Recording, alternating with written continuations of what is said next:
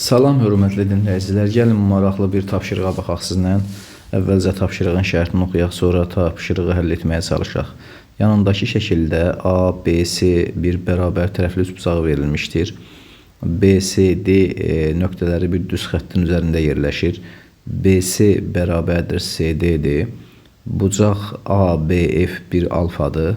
BF CD yarım deməli BF CD diametrli yarım çevrəyə, BF CD diametrli yarım çevrəyə Y nöqtəsində toxunur. Buna görə 5 tangens alfa nəyə bərabərdir? Gəlin tapşırığı həll etməyə çalışaq.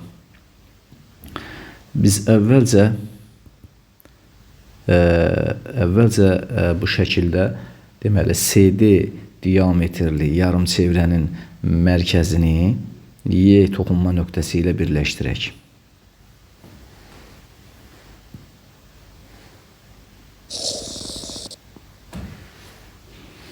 Çevrənin mərkəzini O ilə işarə edək. Deməli, çevrənin mərkəzindən deməli mərkəzini Y toxunma nöqtəsi ilə birləşdirdik. Bu deməli radiusdur. Buna bir R deyək.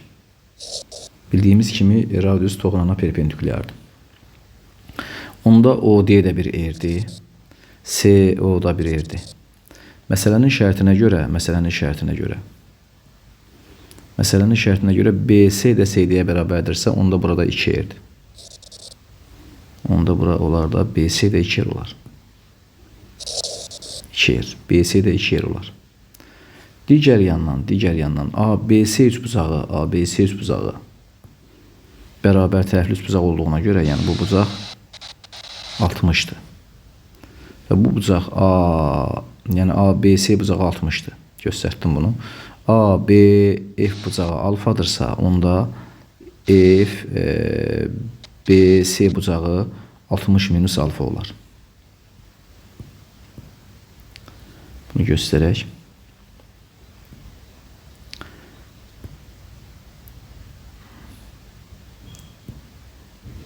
Yəni bu bucaq olar 60 minus alfa.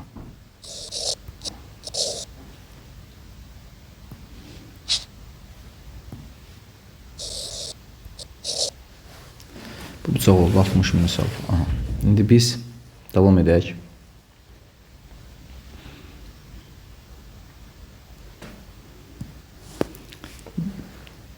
Toxunan kəsən münasibətindən yaza bilərik ki,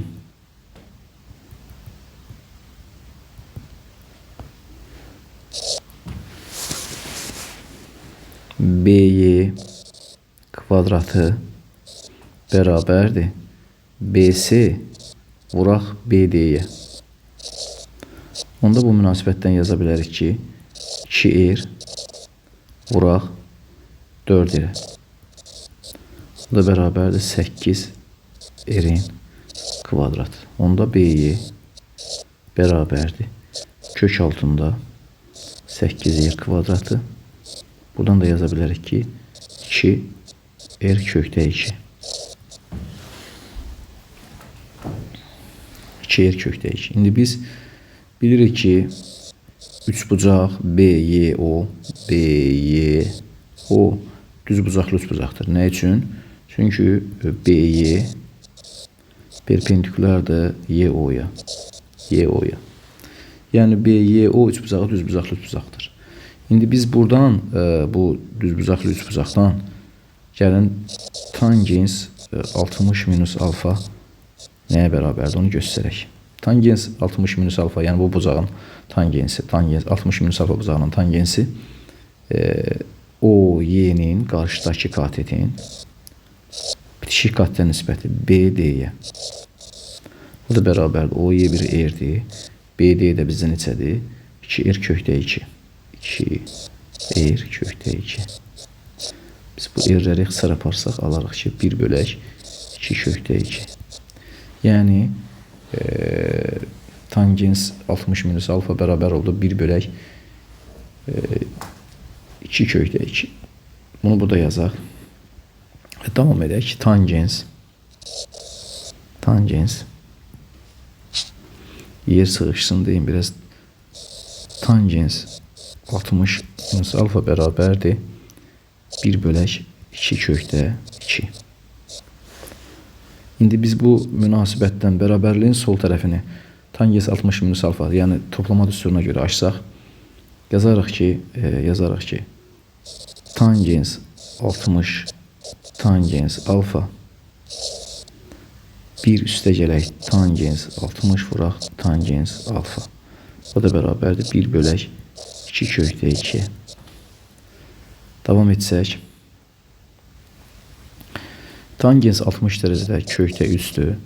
Çıxaq tangens alfa 1 üstə gələk kökdə 3 vuraq tangens alfa. Bərabərdir 1 bölək 2 kökdə 2. Bunu da çarpaz vursaq, buradan alırıq ki, çarpaz göstərək bunu.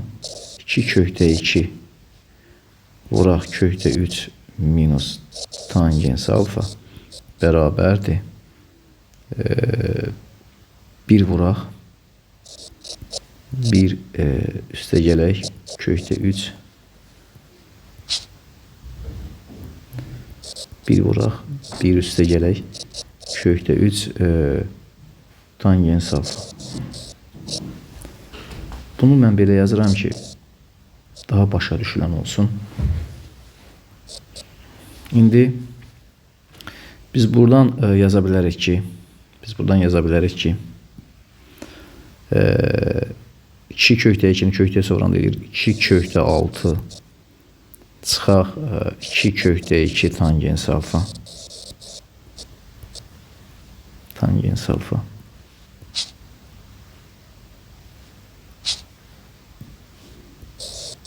Tangens alfa. 1 üstə gələk kökdə 3 tangens alfa. İndi buradan 2 kökdə 6 çıxaq 1 bərabərdir kökdə 3 tangens alfa üstə gələk 2 kökdə 2 tangens alfa. Buradan da yine 2 kökdə 6 çıxaq 1 bərabərdir. Buradan da tangens alfanı möhtərəzənin xaricinə çıxarsam kökdə 3 üstə gələk 2 kökdə 2.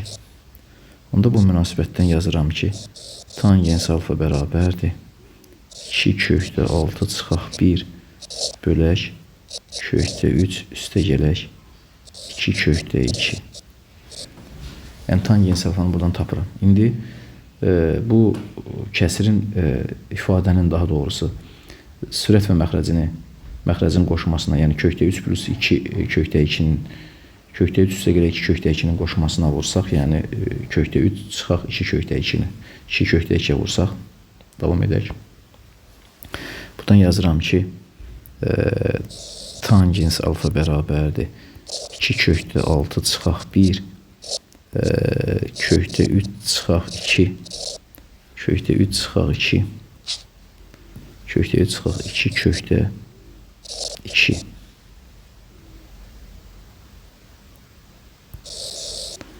Aha. Kökdə 3 üstə gələk 2 kökdə 2 vuraq kökdə 3 çıxaq 2 kökdə 2. Biz buradan deməli müxtəsər vurma düsturuna görə bərabərdir. Davam edirik, yaxşı. Davam edirik. Buradan yazdım ki, tangens alfa bərabərdir. Tangens alfa bərabərdir.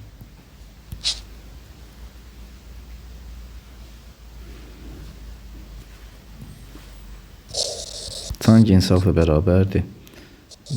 Aşağı bizə müxtəsər vurma düsturuna görə kökdə 3-ün kvadratı çıxaq 2 kökdə 2-nin kvadratı. İndi yuxarıdan da vurub açsaq 2 kökdə 6-nı kökdə 3-ə vuranda deyirik 2 kökdə 18.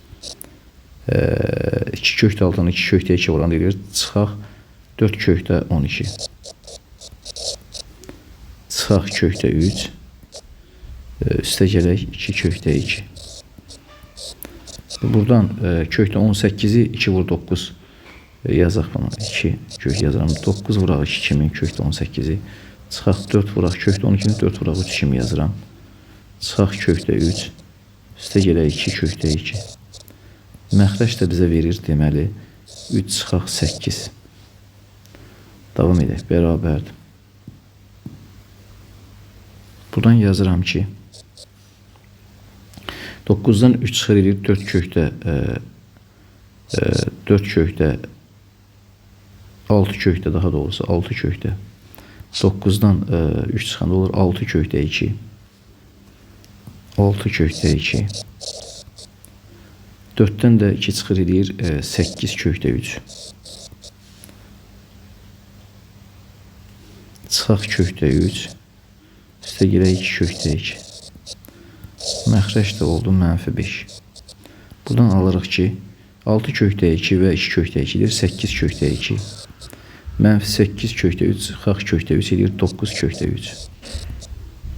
İndi bunu da -5-ə böləndə, daha doğrusu mənfiyə böləndə buradan alıram ki əksinə dəyişir 9 kökdə 3 çıxaq 8 kökdə 2 bölək 5. Aha. İndi diqqət edək.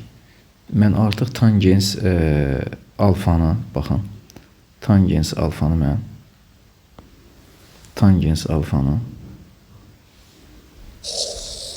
tapmışam. O nəyə bərabərdir? Buna bərabərdir. Bizdən də 5 tangens alfanı soruşur. Bizdən soruşur 5 tangens alfa nəyə bərabərdir? Tangens alfanın yerinə mən bunu yazsam 5 vuraq tangens alfanın yerinə 9 kökdə 3 çıxaq 8 kökdə 2 bölək 5. 5'lər də ixtisar olar bərabərdir. Yəni tangens alfa bərabərdir 9 kökdə 3 çıxaq 8 kökdə 2 8 kökdə 2 çıxaq 8 kökdə 2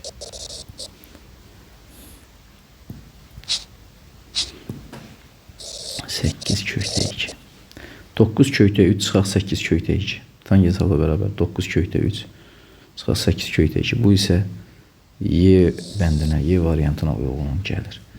Maraqlı tapşırıq idi. Diqqətinizə görə sağ olun. İnşallah yeni videolarda görüşərik.